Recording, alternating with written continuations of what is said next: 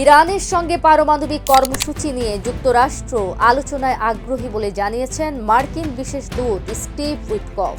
যদিও ট্রাম্পের নীতি না বদলালে ওয়াশিংটনের সঙ্গে তেহরান কোনো আলোচনায় বসবে না বলে জানিয়েছেন ইরানের পররাষ্ট্রমন্ত্রী আব্বাস আরাগচি।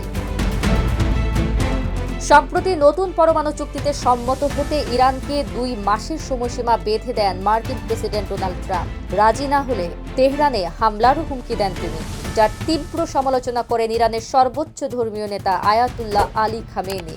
যুক্তরাষ্ট্রকে বাড়াবাড়ি না করার আহ্বানও জানান তিনি। রোববার 23 মার্চ এক সাক্ষাৎকারে ট্রাম্পের বিশেষ দূত স্টিভ উইটকফ জানান, মার্কিন প্রেসিডেন্ট ইরানের সর্বোচ্চ নেতার কাছে একটি সম্ভাব্য নতুন পারমাণবিক চুক্তি নিয়ে আলোচনার প্রস্তাব পাঠিয়েছে, যা সরাসরি সামরিক পদক্ষেপ এড়ানোর প্রচেষ্টা। সবকিছু সামরিক উপায়ে সমাধান করার প্রয়োজন নেই বলেও মন্তব্য করেন উইটকফ। যদিও ইরানের পররাষ্ট্রমন্ত্রী আব্বাস আরাগচি বলেছেন, যুক্তরাষ্ট্রের চাপে নীতি পরিবর্তন না হলে কোনো আলোচনা সম্ভব নয়। ইরান যুদ্ধকামী নয়, তবে যুদ্ধের জন্য প্রস্তুত বলেও মন্তব্য করেন তিনি। ট্রাম্পের চিঠিকে হুমকি হিসেবে দাবি করে দ্রুতই তেহরান এর জবাব দেবে বলেও জানান আরাগচি। 2018 সালে ট্রাম্প যুক্তরাষ্ট্রকে ঐতিহাসিক পরমাণু চুক্তি থেকে একতরফাভাবে প্রত্যাহার করে নেওয়ার পর থেকেই ওয়াশিংটনের উপর তেহরানের বিশ্বাসের সংকট তৈরি হয়। ট্রাম্প চুক্তি থেকে বেরিয়ে যাওয়ার পর ইরান ইউরেনিয়াম সমৃদ্ধিকরণ 60% পর্যন্ত বাড়িয়ে দিয়েছে।